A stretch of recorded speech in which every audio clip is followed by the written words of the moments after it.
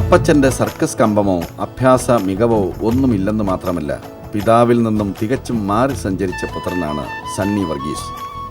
പക്ഷേ സണ്ണി വർഗീസ് രമണിയെ ആർക്കും കൈമാറിയില്ല. വീട്ടുമുറ്റത്ത് ആകാരഭംഗിയുള്ള ഒരു കൊമ്പനെ നിർത്തുവാനുള്ള ശേഷിയൊക്കെ ഉണ്ടെങ്കിലും ഈ പിടിയാനയെ മാത്രം മതിയെന്ന് ചിന്തിക്കുവാൻ ഇയാളെ പ്രേരിപ്പിച്ചത് ഇവളുടെ സ്വഭാവ സവിശേഷതകളാണ്. സണ്ണി വർഗീസിന് മാത്രമല്ല, വീട്ടുകാർക്കെല്ലാം ഇവൾ പ്രിയപ്പെട്ടവളാണ്.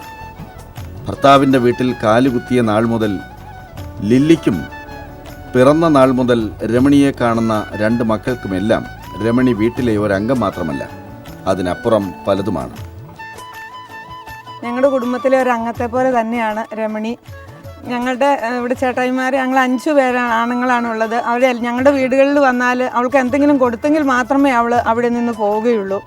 അതുപോലെ പുറത്തിറങ്ങിയാലും എല്ലാവരോടും വളരെ സ്നേഹത്തോടെ, ഓരോ അയൽവക്കം ഞങ്ങളുടെ തൊട്ടടുത്ത വീടുകളിലൊക്കെ ആണെങ്കിലും വളരെ സ്നേഹത്തോടെ തന്നെ തുമ്പിക്കൈ പൊക്കിക്കൊണ്ട് അവൾ ഭക്ഷണം എന്തെങ്കിലുമൊക്കെ വാങ്ങിച്ച് കഴിച്ചതിന് ശേഷമേ അവരുടെ അടുത്തു നിന്ന് പോവുകയുള്ളൂ. അത്രയുടെ സ്നേഹത്തോടെയാണ് അവൾ എല്ലാ പരിപാടികളിലും, ഞങ്ങളുടെ ഇവിടെ ആഘോഷങ്ങളൊക്കെ നടക്കുമ്പോഴും, പള്ളിയിലെ പെരുന്നാൾ, അതുപോലെ അമ്പലത്തിലെ ഉത്സവങ്ങൾ, എല്ലാ പരിപാടികളിലും അവൾ പങ്കെടുക്കാറുണ്ട്.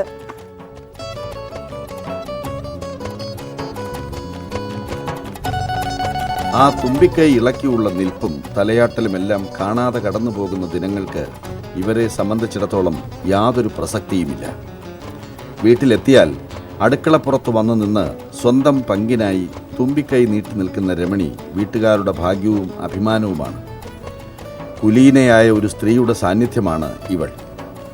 വീട്ടുകാർക്ക് മാത്രമല്ല, കൂത്താട്ടുകുളത്തെയും തിരുമാറാടിയിലെയും എല്ലാം നാട്ടുകാർക്ക് എത്രയോ നാളായി രമണിയെ അടുത്തറിയാം. ഒരുപക്ഷേ അവരിൽ പലരെക്കാളും ഈ നാടിനെയും ഇവിടത്തെ ഓരോ സ്പന്ദനത്തെയും തിരിച്ചറിയുന്നവളാണ് രമണി.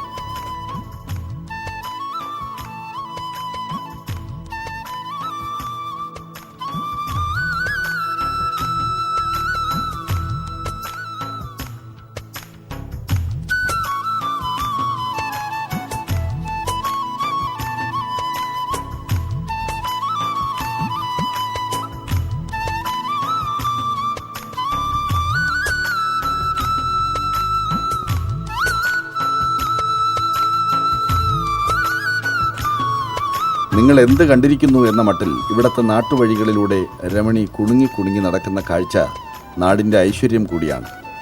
അതുകൊണ്ടാണല്ലോ നാട്ടുകാർ തങ്ങളുടെ പ്രിയപ്പെട്ട രമണിക്ക് ഗജറാണി പട്ടം നൽകി ആദരിച്ചത്. അത് ഈ നാട്ടിലെ ഓരോ നാട്ടുകാരൻ്റെയും ആദരം കൂടിയായിരുന്നു.